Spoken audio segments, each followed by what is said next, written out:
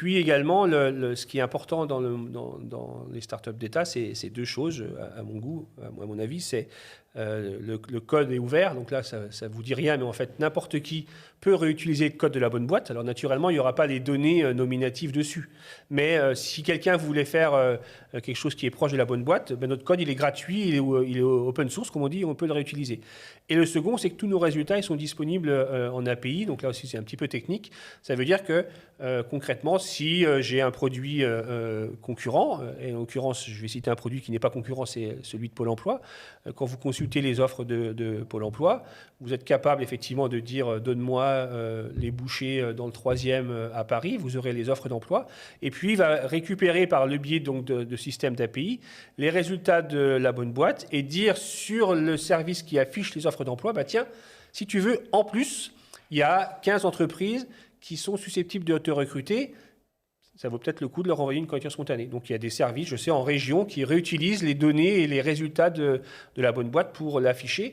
Et ça, il n'y a pas de rupture de parcours, c'est-à-dire qu'on ne vous dit pas, alors pour voir ces 15 entreprises, va sur la bonne boîte. Non, quand je clique dessus, je reste dans mon même environnement, je ne suis pas dépaysé et je vais pouvoir candidater. L'objectif, souvent des startups d'État, c'est effectivement d'aider le plus grand nombre à résoudre leurs difficultés et si possible, de ne pas les perdre. Au début, on est obligé, on ne peut pas dire, si on n'a pas convaincu que le service a un impact et de la valeur, on ne va pas être capable de convaincre Pôle emploi de mettre en avant les bonnes boîtes.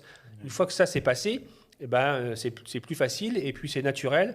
Et je dirais qu'à la limite, le souhait ultime, c'est que la bonne boîte n'existe plus. C'est-à-dire qu'on n'ait plus besoin d'avoir l'environnement labonneboîte.pôleemploi.fr pour y accéder, mais que le service soit diffusé partout et que les gens ne se rendent même pas compte en fait qu'ils utilisent la bonne boîte. Oui, parce qu'à travers l'API, ils vont y avoir les données. Exactement, tout à fait.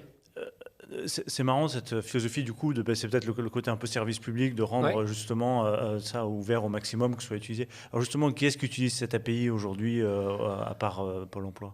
Il y a effectivement Pôle emploi, il y a d'autres startups d'État de Pôle emploi, mais aussi de la DINUM. Il y a aussi je sais qu'il y a des régions qui l'utilisent. La région PACA, par exemple, ils ont un service aussi dédié à la recherche d'emploi et ils réutilisent les données de Pôle emploi. Il y a aussi un nouveau service qui est issu de la bonne boîte et qui maintenant est en pleine expansion, c'est la bonne alternance. Et donc, il y a eu un service, on va dire une petite sœur, mais là spécifique à l'alternance. Et là, c'est pareil, il y a sa propre API qui est développée et qui est réutilisée par pas mal de centres de formation ou de diffuseurs d'offres dans l'alternance qui réutilisent ces données-là. Donc, c'est diffusé un peu partout, en fait. Qui a même pu réutiliser une partie du code que vous avez développé. Si vous voulez, oui, exactement. Donc, ça a été cloné et copié en interne. Tout à fait, exactement. Ouais, c'est ça. Super.